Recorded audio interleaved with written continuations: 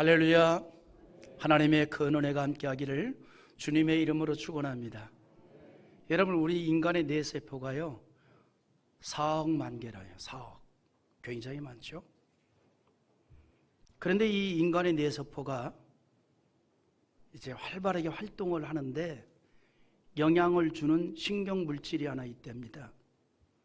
세로토닌이라는 물질입니다.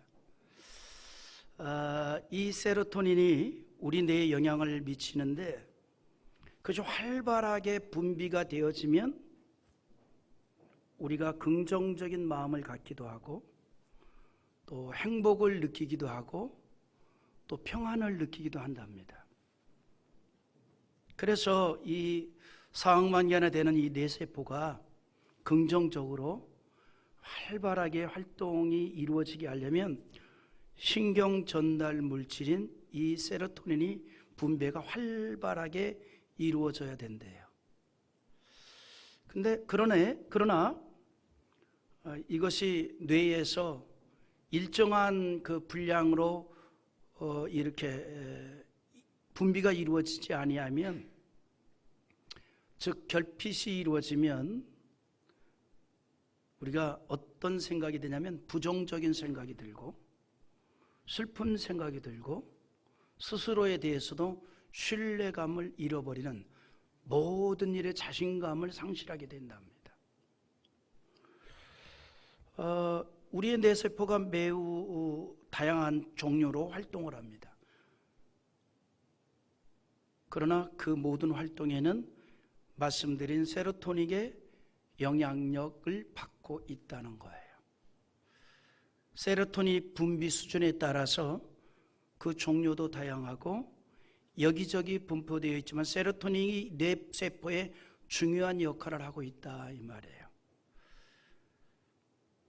그래서 이 세로토닌 분비 수준에 따라서 뇌의 기능이나 아니면 생리적인 과정에 많은 그 작용을 하고 있다는 거죠.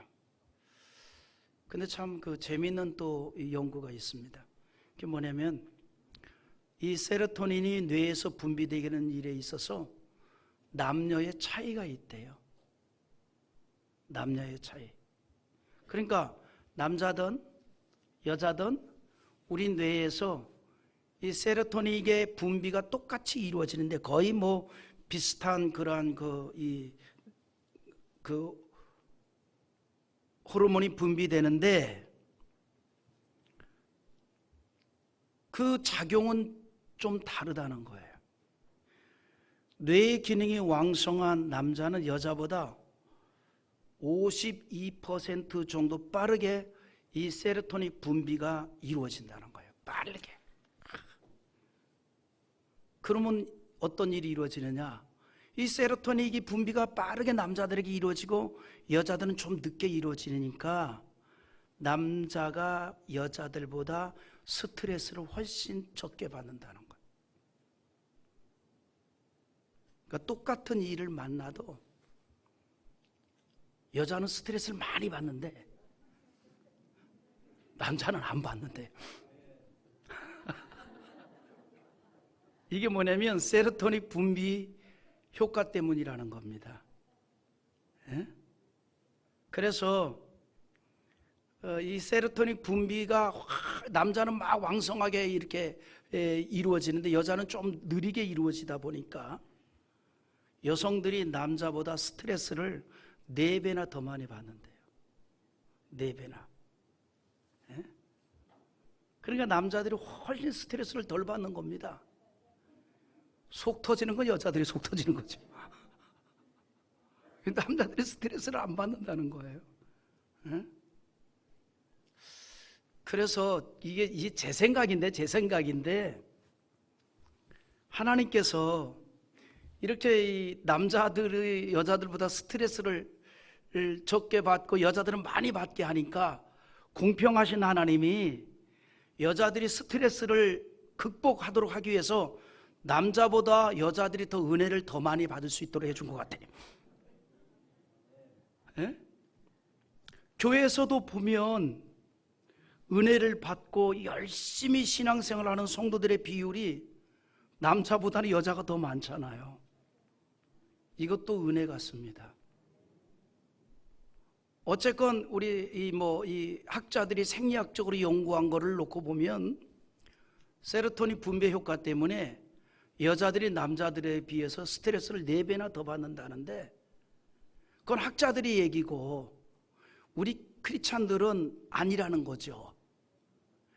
스트레스 받을 일이 있으면 주 앞에 나와서 찬양하고 기도하고 말씀 듣고 은혜 받으면 그 모든 걸 다 극복하게 될 줄 믿습니다. 할렐루야.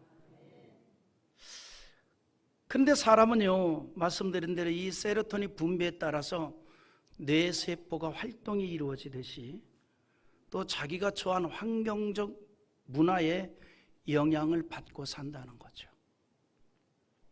그래서 여러분, 우리가 살고 있는 사회 전반적인 정서가 정말 중요합니다.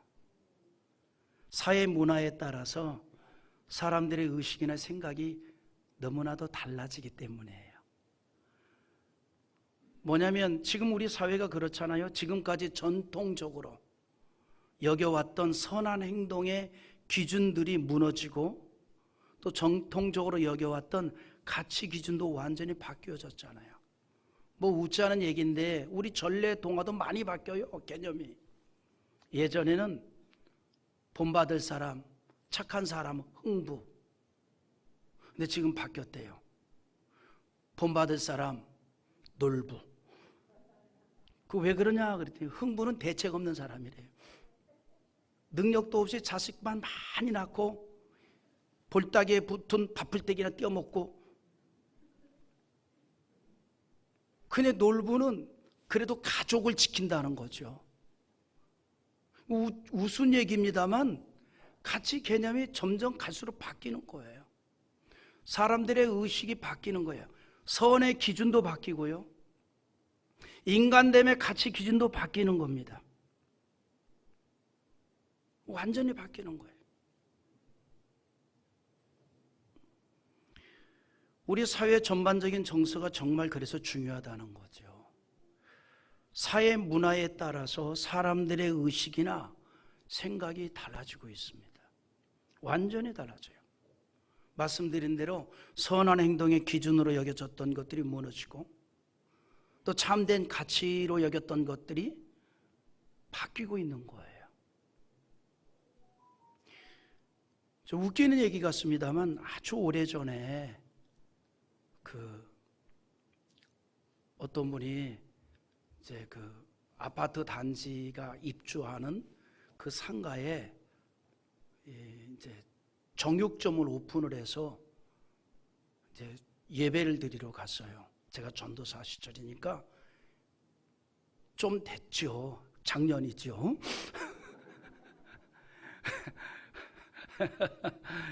아주 오래전에 가서 이제 예배를 드렸어요. 근데 오픈한 사람이 누구냐면 우리 교회 권사님 아들인데 서울에서 대학을 다니고 직장 생활을 잘 하다가 인천 지역에 이 동아아파트라고 단지가 새로 처음으로 형성이 된 거기에 그 정육점을 딱 오픈을 했어요. 근데 예배를 드리고 오는데 나이 드신 권사님이 이런 얘기를 해요. 아니, 세상에 어떻게 서울에서 대학까지 졸업하고 그 좋은 직장을 다니던 사람이 왜 육고간을 해? 무슨 얘기냐면 아니, 세상에 무슨 백정을 해, 이 말이에요. 요즘 누가 그런 말 합니까? 이마트 길 건너에 보니까 젊은 청년 셋이서 정육점으로 오픈했는데 3촌 내에요. 얼마나 신나게 잘 파는지 몰라. 그런데 총각들이 얼굴이 잘생겨서 그런지 손님이 많아.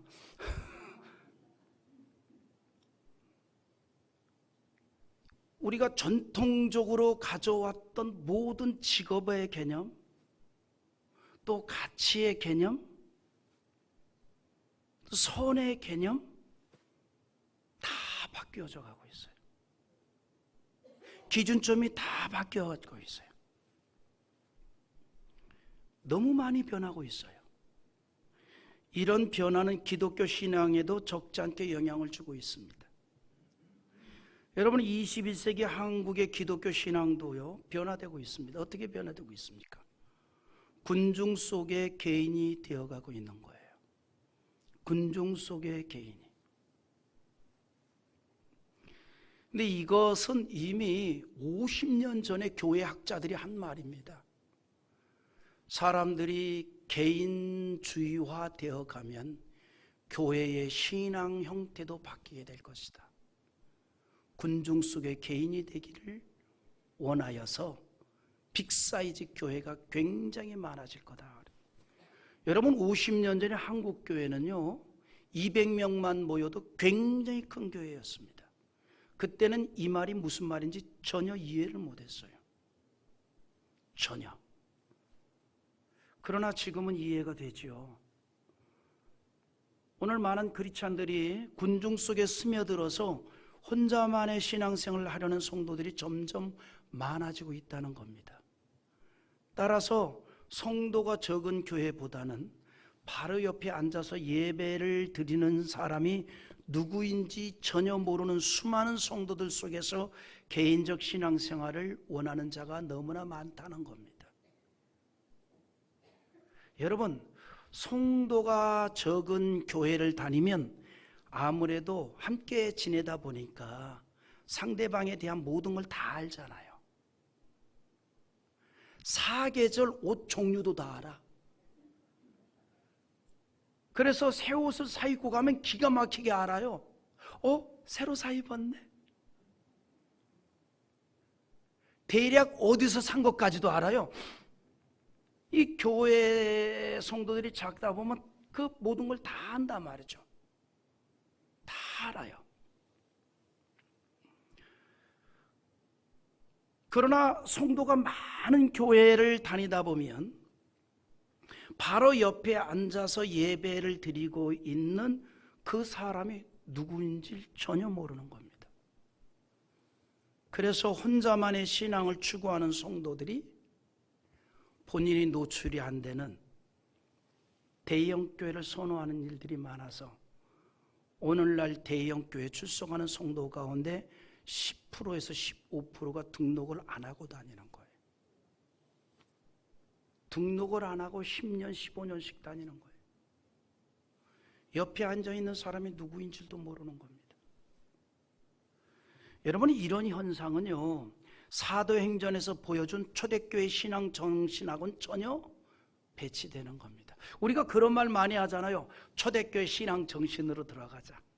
사도행전적 교회의 정신으로 돌아가자. 이렇게 말들은 하는데 초대교회 신앙생활은 달무리하지 않습니다. 여러분, 초대교회 신앙 정신이 뭐고 초대교회 신앙생활이 뭐예요? 사도행전 2장 42절 한번 읽어볼까요? 자, 한 줄만 읽어봅니다. 그들이 사도의 가르침을 받아 서로 교제하고 떡을 떼며 오로지 기도하기를 힘쓰니라.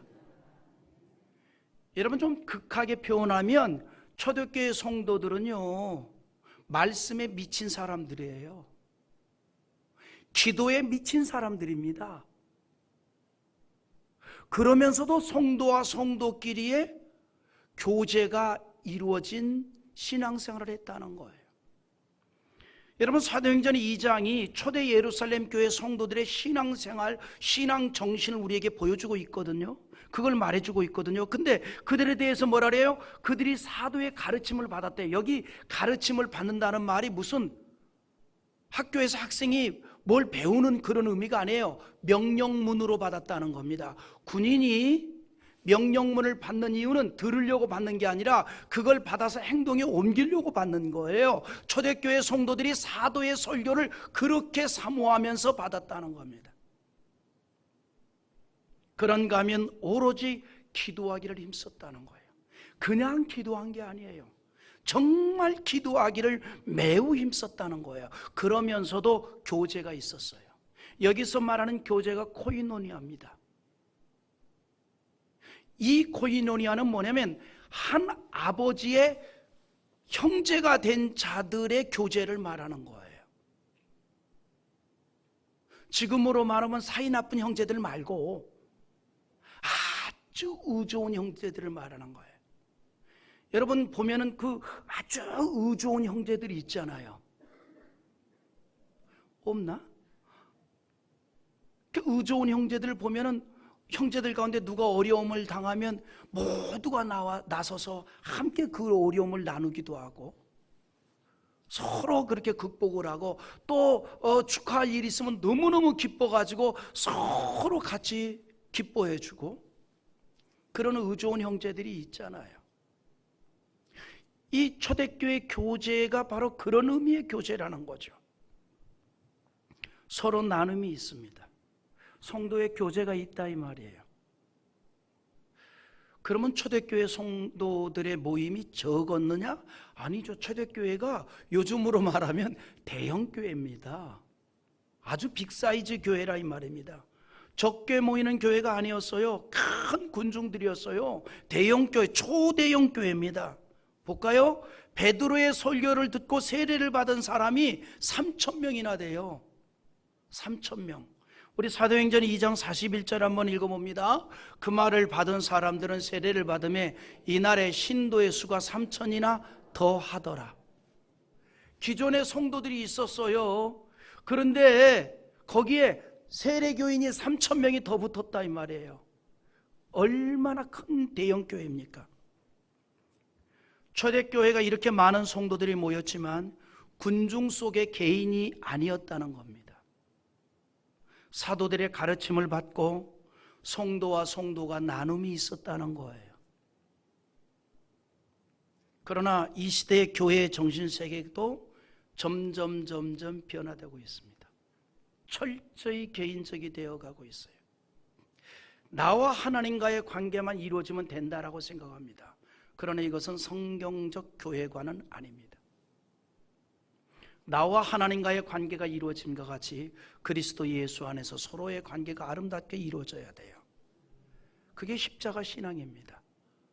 수직적인 관계도 잘 이루어져야 되고 수평적인 관계도 잘 이루어져야 되고, 그래서 수직 문화인 하나님과의 이 신앙적인 문화가 잘 이루어져야 되고 수평 문화인 그리스도인들이 신앙을 가진 사람과 사람의 문화도 아름답게 잘 이루어져야 된다는 거죠. 교회 안에서 그런 문화를 만들어 가지고 우리가 세상에 나가서 또 다른 그런 문화를 확산시켜 나가는 거예요. 이게 하나님의 나라 확장입니다. 이게 바로 복음의 증거의 방편이라 이 말입니다. 그러나 이러한 교회의 정신세계도 점점 변화되고 있다는 거죠. 말씀드린 대로 그냥 나와 하나님과의 수직적 관계만 이루어지면 그걸로 됐다라고 생각한다는 거죠. 그러나 여러분, 아무리 시대가 변해도 하나님의 말씀은 변함이 없습니다. 진리는 변함이 없어요. 진리를 따라 사는 신앙의 이 성도의 신앙 정신도 변함이 없어야 한다는 겁니다. 오늘 이 시대가 참 혼미한 시대가 되어가고 있습니다. 정말로 가치적 기준이 없어져 가는 거예요. 이럴 때 우리가 교회적인 바른 정신을 잊지 말아야 됩니다. 그런데 왜 이렇게 교회의 정신이 혼미해져 가고 있을까? 이유가 있습니다. 기독교인들조차도 자기 존재론적 신앙을 자기가 그려놨기 때문이에요. 여러분, 우리가 그림을 그릴 때에 하얀 백지에 뭐를 해요? 밑그림을 그리잖아요. 그리고 밑그림을 그리고 그 위에 채색을 합니다. 우리 기독교인들의 신앙의 밑그림이 뭘까요? 오직 예수 그리스도입니다. 나를 죄에서 구원하신 우리 주 예수 그리스도. 거기에 내가 없는 거예요. 내 신앙의 밑그림에는 오직 예수로만이 그려져 있어야 됩니다. 거기에 우리가 이제 밑그림이 그려진 이후에 예배를 통해서, 기도를 통해서, 헌신을 통해서, 성도의 나눔을 통해서 그리스도인으로 그려져 가는 거예요. 그리스도인으로 형성되어 가는 거라 이 말이에요. 그러기 위해서는 내가 없어야 된다는 거죠. 오직 신앙의 밑그림이 오직 예수로만 가득해야 된다는 것입니다. 이 기본적인 정신이 우리가 아무리 세상이 바뀌어도 변할 수 없는 진리라는 거죠. 오늘 그러므로 이 혼미한 시대에도 우리는 교회의 바른 정신을 가지고 믿음으로 나아가는 하나님의 거룩한 백성들이 되기를 기대합니다. 그 일에 오늘 말씀이 도움이 되는데, 오늘 말씀이 이런 내용입니다. 사도 바울이 젊은 시절에 예수님을 영접하고 세계 선교를 한 40년 정도 했어요. 노년이 됐겠죠. 그리고 이제 마지막으로 그가 세계 교회의 모교회가 되는 예루살렘으로 돌아오게 됩니다.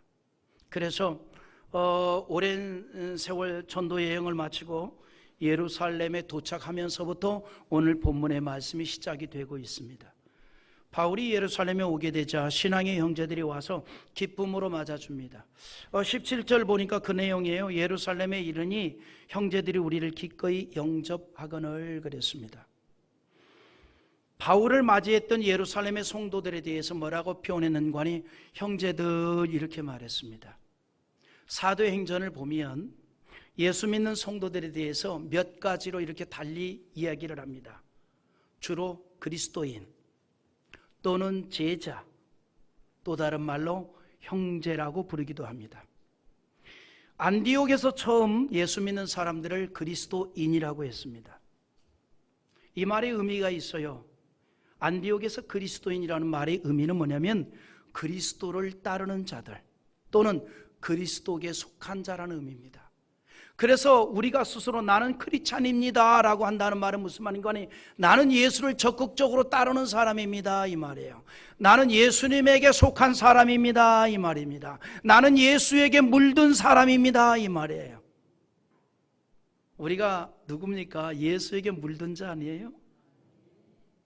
아멘입니까? 우린 예수에게 물든 자들이에요. 이것이 그리스도인이라는 겁니다. 또 다른 말로는 제자다라는 말을 사용해요. 예수 믿는 사람들을 제자라고 불렀어요. 이 제자라는 말은 12 사도들처럼 예수님을 적극적으로 따르는 자들을 의미합니다. 복음서에 보면 예수님의 12 제자에 대해서 주로 제자라고 하였습니다. 그런데 사도행전에 가서 보면 예수 믿는 모든 성도들을 주로 제자라고 불렀어요. 이게 뭘 말하는 거 아니? 그만큼 사도행전에서 보여준 성도들은 예수님의 12 제자 못지 아니하게 신앙에 대단히 적극적이었다 이 말이에요. 한마디로 말씀드린 대로 앞서 말씀드린 대로 예수에게 미친 자들이에요. 예배에 미친 자들이에요. 말씀에 미친 자들이에요. 기도에 미친 자들이에요. 복음 전하는 일에 미친 자들이었습니다. 12 사도들처럼 정말 예수를 믿는 일에 매우 적극적이었다 이 말이에요. 그래서 사도행전에서는 주로 예수 믿는 사람들을 제자들이라고 표현을 한 겁니다. 그리고 오늘 말씀처럼 또 다른 말로 형제라고도 칭합니다. 여기에는 한 하나님의 자녀라고 하는 소속적 의미가 있습니다. 한 하나님의 자녀. 우리 모두가 서로 형제여라고 하는 말은 어떤 의미냐면 우리는 한 하나님의 자녀입니다 이 말. 한 하나님의 자녀라. 우리 모두가 다 천국에 들어가는 영생을 약속받은 형제라는 겁니다. 예수를 구주로 따르는 면에서 똑같이 형제라는 겁니다. 그래서 바울 사도나 예루살렘 성도들이나 서로 간의 형제라는 이 용어를 사용을 했어요. 형제여, 우리는 다 한 하나님의 자녀입니다 이 말이죠.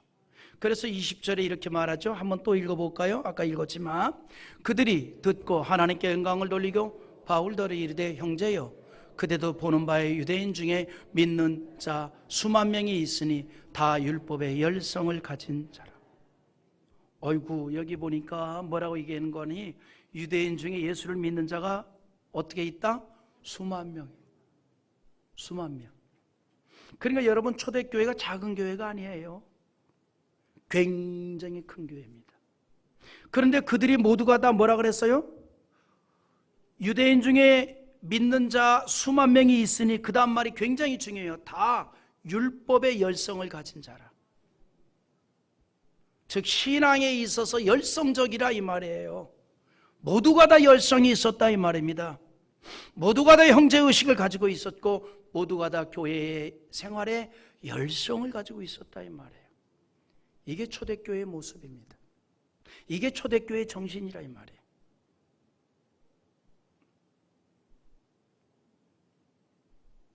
그러니까 우리가 이제 종교개혁을 일으킨 분들이 주장한 게 뭐예요? 마르틴 루터가 주장한 게 뭐예요? 리턴 오브 바이블이거든. 성경으로 다시 돌아가야 된다. 그 성경으로 돌아간다는 게 무슨 말인가 하니 초대교회 신앙으로 돌아간다는 거예요. 초대교회적인 신앙 정신을 가지고 초대교회 신앙 생활을 하자는 거예요. 그러면 초대교회 신앙 정신이 뭐냐? 그게 교회 정신이에요. 교회 정신이 뭐냐? 예수에 미친 거예요. 복음에 미친 거예요. 신앙의 열성이 있었다 이 말입니다. 그러면서도 또 예수 안에서 동질성을 보여주는 거예요. 모든 성도들이 형제적 의식이 강했다는 거죠. 하나님의 자녀라고 하는 의식이 강한 겁니다. 예루살렘 교회의 정신 가운데 하나가 이처럼 개인적이지 아니하고 형제적 의식이 강했다는 겁니다. 형제적 의식. 함께 기도하였고 마음으로 서로 격려해 주었으며 서로를 위해서 기도의 교통이 있었다는 거예요. 우리 예수 믿는 사람은 영적인 존재 아니에요? 서로가 서로를 위해서 기도하면서 서로 교통하는 거 아닙니까? 이게 초대교회 정신이요? 교회의 정신이라 이 말입니다. 공동의 기도의 제목을 가지고 합심해서 함께 기도했습니다. 이것이 바로 형제적 의식을 가진 성도의 모습 가운데 하나라는 사실입니다. 저는 그래서 이 목장 예배를 참 귀하게 여깁니다. 우리 성도들이 이 창대교회라고 하는 대목장 안에 또 작은 목자를 중심으로 한 소교회, 그게 우리 교회의 목장 예배입니다. 목장에 가족들이 모여서 찬양하고 또 서로의 기도의 제목을 놓고 함께 기도하고 그리고 하나님의 은혜를 받은 것을 함께 나누고 이것이 바로 크리스찬들의 모임의 성격이에요. 하나님의 은혜가 있는 거라 이 말이죠. 초대 예루살렘 교회의 정신이 바로 그런 겁니다. 이게 바로 교회의 정신이에요.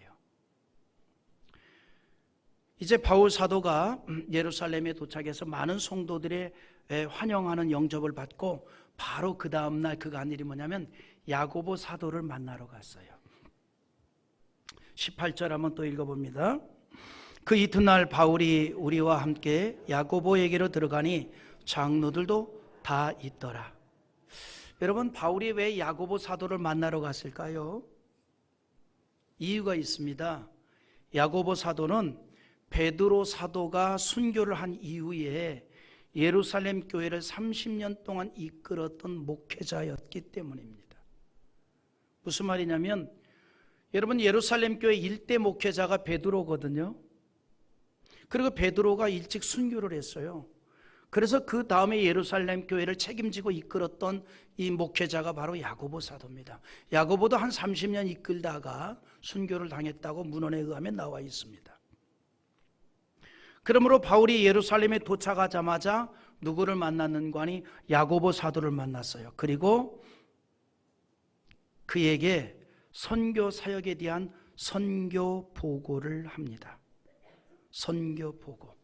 근데 바울이 선교 보고를 하면서 하나님의 종으로서의 겸손한 모습을 보여주고 있습니다. 바울이 선교 보고를 하면서 이렇게 얘기를 해요. 19절 한번 또 같이 읽어봅니다. 바울이 문안하고 하나님이 자기의 사역으로 말미암아 이방 가운데서 하신 일을 낱낱이 말하니. 이 짧은 문장에서 대단히 중요한 것을 발견합니다. 바울은 선교 보고에서 자신의 공이 없어요. 오직 하나님께서 친히 역사했다는 말을 합니다. 하나님이 자기의 사역으로 말미암아 이렇게 말해요. 하나님이 자기의 사역으로 말미암아. 하나님께서 이루신 놀라운 일들을 얘기했다 이 말입니다. 사건 전부가 다 하나님의 일이라는 거예요. 이루어진 일들 모두가 다 하나님이 하신 일이라는 겁니다. 여러분 적절한 비유가 될는지 모릅니다만 농사 일을 할 때 호미가 일을 합니까? 농부가 일을 합니까?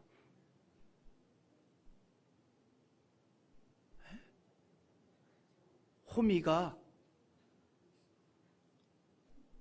때 따라서 나가가지고 풀도 뽑고 콩도 심고 그거 아니잖아요.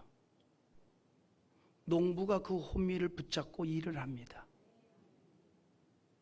바울의 선교 보고는 바로 그런 거예요. 나는 호미에 불과했다. 나는 호미에 불과했다. 하나님이 나를 붙잡아 가지고 이렇게 사용을 했다. 하나님이 나를 붙잡아서 이렇게 사용을 했다. 이게 바울의 선교 보고예요. 하나님께서 나에게 은혜를 주셔서 그렇게 일을 하게 했다는 것입니다. 여러분, 복음이 전해지는 일은 하나님의 일입니다. 교회의 일이 하나님의 일이에요. 주님의 일입니다. 그래서 교회의 일에 충성을 할 때에 하나님이 함께 하시고 은혜를 주시고 복을 내려주시는데, 그러니까 자기가 한 모든 복음을 전하는 일들 자체가 다 하나님의 일이었다는 거죠. 다만 자기를 붙잡아서 사용했다는 겁니다. 나를 통해서 역사했다는 겁니다. 이것이 바로 바울의 선교 보고인데, 시작도 과정도 결과도 하나님이 하셨다는 거예요. 나는 그냥 쓰임받은 것뿐입니다.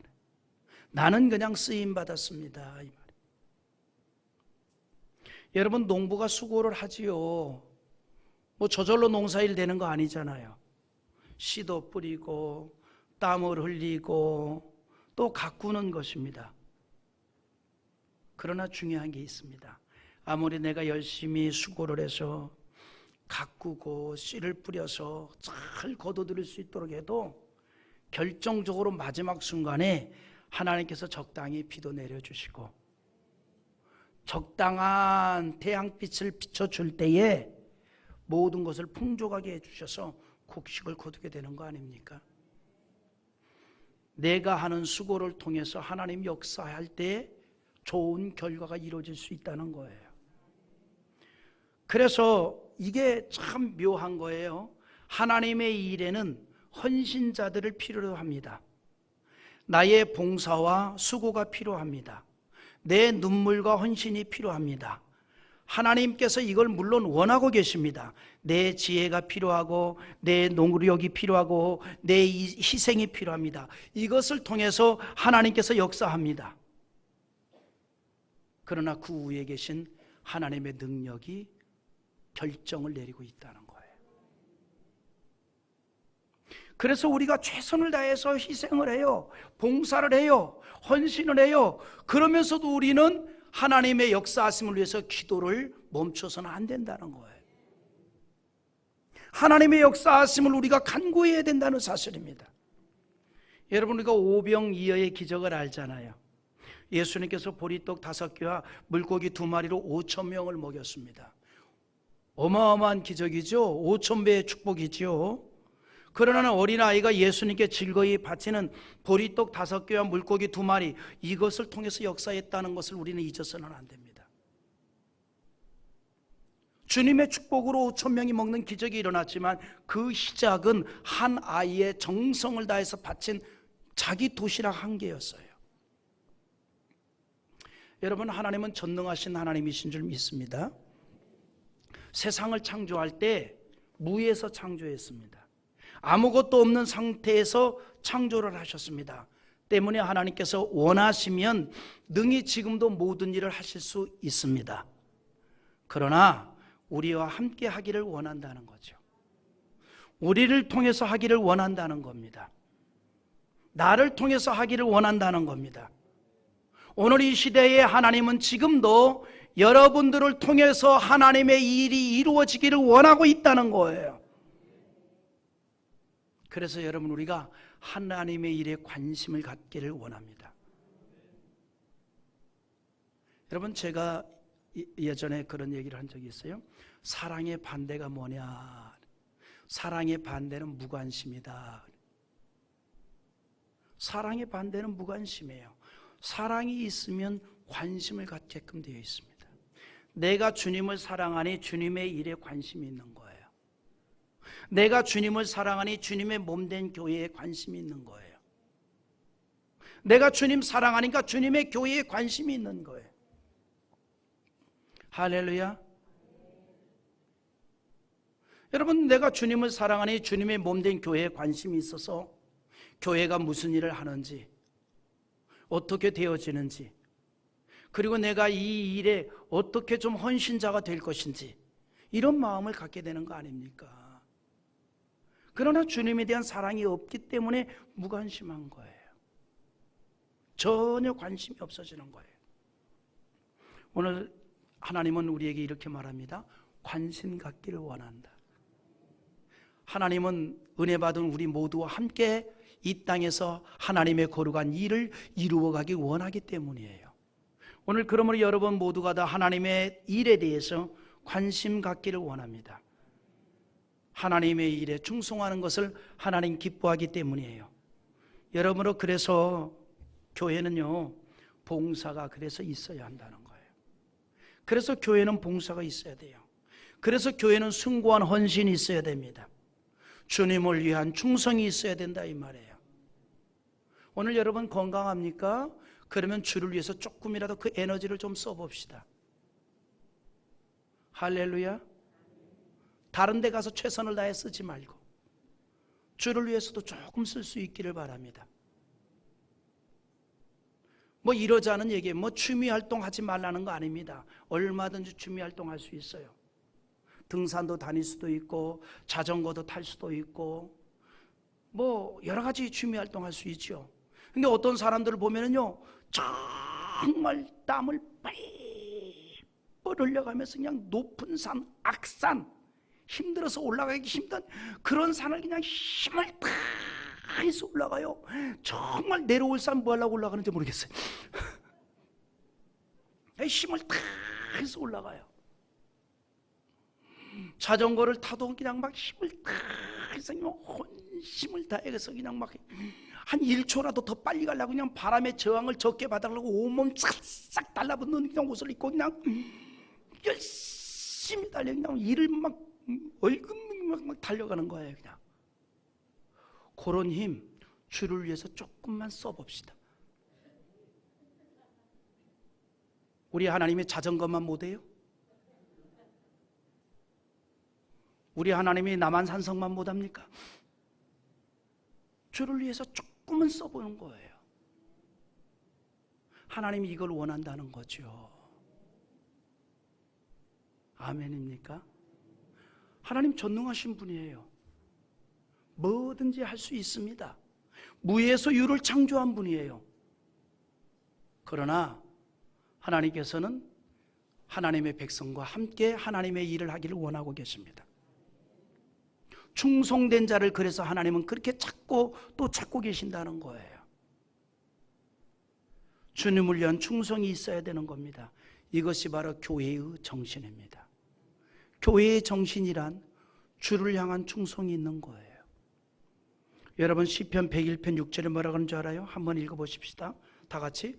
내 눈이 이 땅에 충성된 자를 살펴 나와 함께 살게 하리니 완전한 길에 행하는 자가 나를 따르리로다. 아멘. 내 눈이 이 땅에 충성된 자를 살핀다 그랬어요. 하나님 지금도 주의 일에 충성하는 자를 그렇게 찾고 계신다 이 말입니다. 하나님께서 이 땅에 충성된 자를 살펴서 함께 하신다 그랬습니다. 왜 그럴까요? 주님의 일에 충성하는 성도는 하나님의 마음을 시원하게 하기 때문이에요. 여러분 농부가 막 그 더운 날씨에 들판에서 막 일하다가 시원한 냉수 한 그릇, 막걸리인 줄 알았죠?